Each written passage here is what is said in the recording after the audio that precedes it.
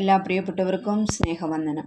മത്തായി എഴുതിയ സുവിശേഷം 7-ാം അധ്യായത്തിൽ നിന്നുള്ള ചോദ്യങ്ങളാണ് ഇന്നത്തെ വീഡിയോയിൽ. ഒന്നാമത്തെ ചോദ്യം: നാം വിധിക്കപ്പെടാതിരിക്കേണ്ടതിന് എന്ത് ചെയ്യരുത്?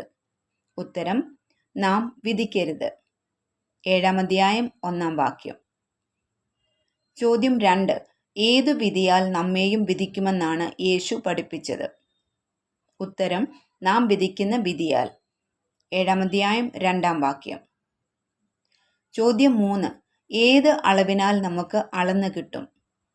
ഉത്തരം: നാം അളക്കുന്ന അളവിനാൽ. 7-ാം അധ്യായം 2-ാം വാക്യം. ചോദ്യം 4: സ്വന്തം കണ്ണിൽ കോലിരിക്കെ സഹോദരന്റെ കണ്ണിൽ നിന്നും കരടെടുത്ത് കളയട്ടെ എന്ന് പറയുന്നവർ ആര്? ഉത്തരം: കപടഭക്തിക്കാർ. 7-ാം അധ്യായം 4-5 വാക്യങ്ങൾ.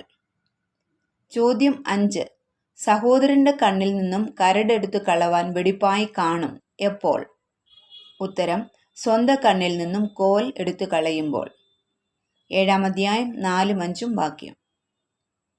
ചോദ്യം 6: വിശുദ്ധമായത് ആർക്ക് കൊടുക്കരുത്? ഉത്തരം: നായ്ക്കൾക്ക്. 7-ാം അധ്യായം 6-ാം വാക്യം. ചോദ്യം 7: മുത്തുകളെ ആരുടെ മുമ്പിൽ ഇട്ടുകൊടുക്കരുത്? ഉത്തരം: പന്നികളുടെ മുമ്പിൽ. 7-ാം അധ്യായം 6-ാം വാക്യം. ചോദ്യം 8: വിശുദ്ധമായത് നായ്ക്കൾക്ക് കൊടുക്കരുത്, നിങ്ങളുടെ മുത്തുകളെ പന്നികളുടെ മുമ്പിൽ ഇടുകയും അരുത്, കാരണം? ഉത്തരം: അവ കാൽ കൊണ്ട് ചവിട്ടുകയും തിരിഞ്ഞു നിങ്ങളെ ചീന്തിക്കളയുകയും ചെയ്യുവാൻ ഇടവരും. 7-ാം അധ്യായം 6-ാം വാക്യം. ചോദ്യം 9: യാചിപ്പീൻ എന്നാൽ നിങ്ങൾക്ക് കിട്ടും, അന്വേഷിപ്പീൻ എന്നാൽ നിങ്ങൾ കണ്ടെത്തും, മുട്ടുവീൻ എന്നാൽ നിങ്ങൾക്ക് തുറക്കും. ഈ ഭേദഭാഗം ഏത്?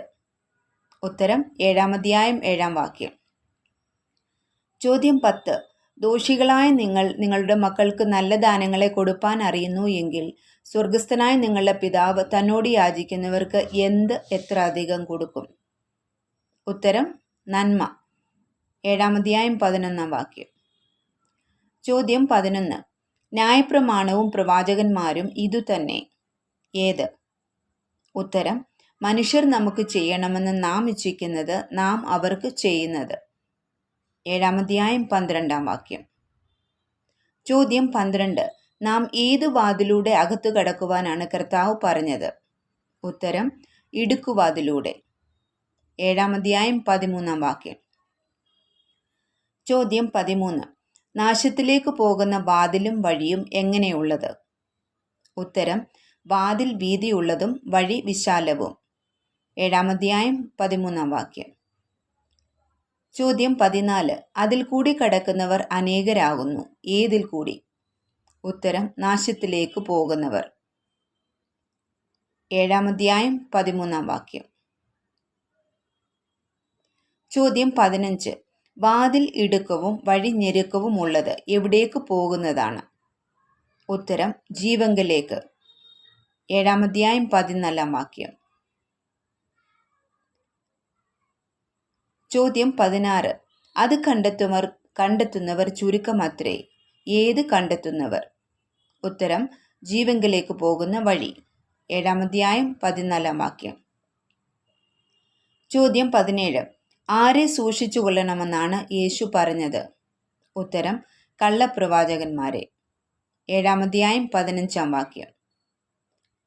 ചോദ്യം 18: അവർ ആടുകളുടെ വേഷം പൂണ്ട് നിങ്ങളുടെ അടുക്കൽ വരുന്നു, അകമയോ കടിച്ചു കീർന്ന ചെന്നായ്ക്കൾ ആകുന്നു, ആര്? ഉത്തരം: കള്ളപ്രവാചകന്മാർ. 7-ാം അധ്യായം 15-ാം വാക്യം. ചോദ്യം 19: കള്ളപ്രവാചകന്മാരെ എങ്ങനെ തിരിച്ചറിയാം? ഉത്തരം: അവരുടെ ഫലങ്ങളാൽ. 7-ാം അധ്യായം 16-ാം വാക്യം. ചോദ്യം 20: നല്ല വൃക്ഷത്തിന് ആകാത്ത ഫലവും ആകാത്ത വൃക്ഷത്തിന് നല്ല ഫലവും കായ്പാൻ കഴിയുകയില്ല എന്നതിന് ഉദാഹരണമായി യേശു പറഞ്ഞ ഉപമയെന്ത്? ഉത്തരം: മുള്ളുകളിൽ നിന്ന് മുന്തിരിപ്പഴവും ഞെരിഞ്ഞിലുകളിൽ നിന്ന് അത്തിപ്പഴവും പറിക്കുമാറുണ്ടോ? 7-ാം അധ്യായം 16 മുതൽ 18 വരെയുള്ള വാക്യങ്ങൾ. ചോദ്യം 21: എങ്ങനെയുള്ള വൃക്ഷമാണ് വെട്ടി തീയിൽ ഇടുന്നത്? ഉത്തരം: നല്ല ഫലം കായ്ക്കാത്ത വൃക്ഷം. 7-ാം അധ്യായം 19-ാം വാക്യം. ചോദ്യം 22: എന്നോട് കർത്താവേ കർത്താവേ എന്ന് പറയുന്നവൻ ഏവനുമല്ല, സ്വർഗസ്ഥനായ എൻ്റെ പിതാവിൻ്റെ ഇഷ്ടം ചെയ്യുന്നവൻ അത്രേ സ്വർഗരാജ്യത്തിൽ കടക്കുന്നത്. ഈ വേദഭാഗം ഏത്? ഉത്തരം 7-ാം അധ്യായം 21-ാം വാക്യം. ചോദ്യം 23.